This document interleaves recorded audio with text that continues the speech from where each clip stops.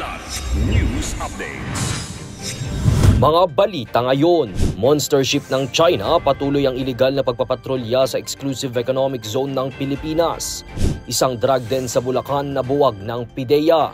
Higit $905 million loan assistance para sa Laguna Lakeshore Road Network Project nakuha ng Pilipinas mula sa South Korea.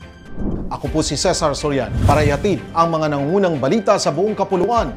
Ngayon, nananatili pa rin sa karagatan ng Pilipinas ang tinaguriang monster ship ng China Coast Guard at patuloy na binabaliwala ang hiling na umalis ito sa Exclusive Economic Zone o EEZ ng bansa. Ayon kay PCG spokesperson for the West Philippine Sea, Commodore J. Tariela, huling namataan ang Chinese Coast Guard Vessel 5901 sa layong 60 to 70 nautical miles ng katubigan ng Zambales. Sinubukan pang i-radio challenge ng Philippine Coast Guard o PCG vessel Gabriela Silang ang naturang monster ship, ngunit patuloy pa rin ang ginagawang iligal na pagpapatrolya nito. Binigyang diin pa ni Tariela na tanging ang Pilipinas lamang ang may otoridad sa mga katubigan nito at alinsunod na rin sa 2016 arbitral ruling at Philippine Maritime Zones Act, United Nations Convention on the Law of the Sea o UNCLOS.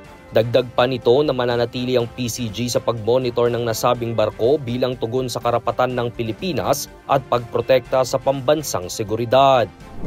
Nabuwag ng mga tauhan ng Philippine Drug Enforcement Agency o PIDEA Bulacan Provincial Office ang isang makeshift drug den sa Barangay Minuyan 2, San Jose del Monte, Bulacan nitong Sabado ng gabi, January 18. Kasabay nito ang pagkakaaresto sa leader at operator nito na kinilalang si alias Bronson at dalawa pa nitong kasamahan na sina alias Ricky at Tolitz. Nasamsam ng mga otoridad sa mga suspect ang 6 na plastic sachets ng shabu na may timbang na halos 15 gramo na may street value na 102,000 pesos. Kasalukuyan nang nakadetain sa PIDEA Region 3 Jail Facility ang mga suspect na nahaharap sa kasong paglabag sa Republic Act 9165 o ang Comprehensive Dangerous Drugs Act of 2002.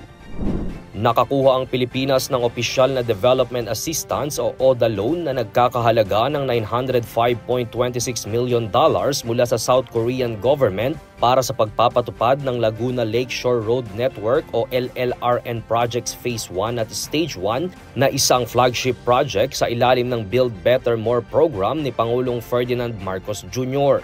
Dinaluhan ng mga opisyal mula sa Department of Public Works and Highways, Department of Finance, Ministry of Economy and Finance ng Republic of Korea ang isinagawang isang ceremonial exchange ng loan agreement. Binigyang diin naman ni DPWH Secretary Manuel Bonoan ang kahalagahan ng LLRN project sa pagpapahusay ng koneksyon at paglago ng ekonomiya sa Luzon.